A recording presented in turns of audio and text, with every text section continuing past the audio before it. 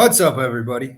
Aaron with Aaron and Wines and Why back for another edition of Aaron and Wines in the Friday the 13th edition. This will be probably the second to last Friday the 13th video. I think next week I'll do like a tiers, a ranking list with all the movies I reviewed, and I might throw in a few adjacent Jason movies as well, like The Burning and some other ones.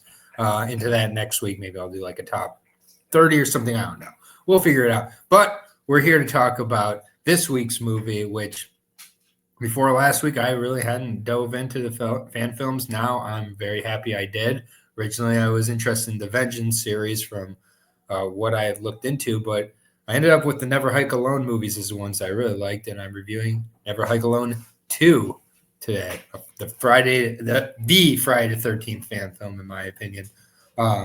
This second one especially. This is, without tipping my hand too much, one of the best Friday the 13th movies, I think, in the series. Like this Vincent DeSante guy, definitely a certified fan. Made this movie for $150,000, which he already did. I wish I could have been part of that funding, but hey, I really think that there's a Never Hike Alone 3 that's in the works. Judging from, not really a spoiler, but in the post credits, there's a Hiker 5000 kid who picks up Kyle's mantle, the hiker from our first movie. He's also in this movie a little bit.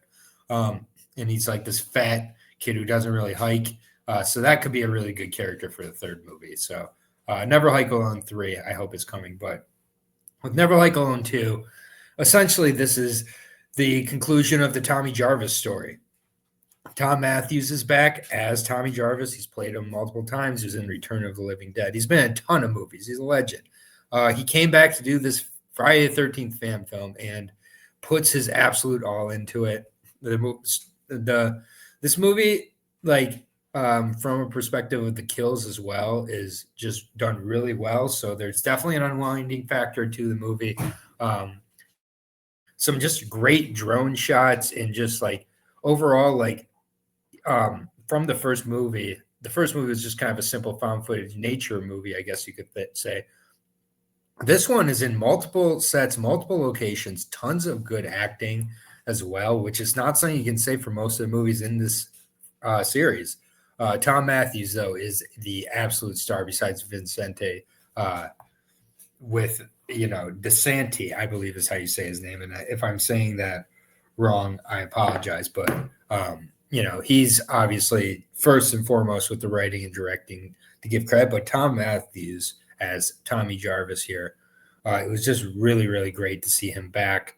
There's a PTSD angle for sure to his entire story when things start to happen. The police are like, all right, this is like 30 years ago. Like one of the older cops, he's supposed to be a character from, basically from, a lot of these guys are from Friday the 13th, New Beginning. So it's like a conclusion to that story as well. It's just done in such a better, more loving way than a lot of the movies. I think one of my problems with the 2009 movie is I was like, this is good, but there's nothing about it to me that made it uniquely a Friday the 13th Jason movie. And the best movies in the series, to me, they have that fun and loving element to Jason and the entire story. I think that's what works for me, and the ones that really work. And then the ones that don't, like Manhattan, or Hell, it just goes off the rails a little bit too much and doesn't really connect to anything or fails to have like the love for the series. So honestly, like, I just think this is an hour-long movie that is worth everybody's investment. I think it's a shame these movies aren't on Letterboxd, so I can't log them on there, because these are legit movies. And that isn't like my bar for why I thought these were good either. Like I said, there's just a variety of kills in this movie as well. Sometimes, sure, the props look a little cheap, and it's not like, and it's played pretty serious, so it's not like that's baked into the enjoyment of it, but that's just part of having a $150,000 movie. Most of the time the shots and the effects, I'm not thinking that, and I'm just impressed they were able to do it how they were. There's a really cool prologue to the movie as well, where it goes into some really interesting areas as well. And this is all done in like an hour. So I just kind of wanted to get on here to just recommend these movies one more time. I think I did that last week when I talked about Vengeance and Never Hike Alone. But Never Hike Alone 2 is one you could watch, frankly, without watching the first movie. But I don't know why you wouldn't. I believe there's also a ghost cut on the channel that you can find this on YouTube as well. Womp Chomp Films, I believe, is the name of the channel there. And you could watch it all in a ghost cut where they kind of cut it together in a unique way. There's a Never Hike Alone in the Snow as well. That's like 30 minutes of just Jason, with some snow action. And then I think there's going to be a Never Hike Alone 3. So let's go ahead and get to the ratings here. And we'll move on to the tier list next week. All right. So I can't rate this on Letterboxd, so you're finding out the rating with everybody else right now. I think this is pretty damn good. It's one of the best Friday the 13th movies. I'm going to give it 4 videotapes here, and it's a solid 4. This is just a movie I could recommend to anybody who's a fan of the franchise, and I think they're going to have it in the upper half of the rating at minimum. So the enhanced rating for me, this movie is a 4.5. Why not? We're going to make, the graphics guy work overtime. 4.5 leaves here. It's nearly a perfect 5 leaves.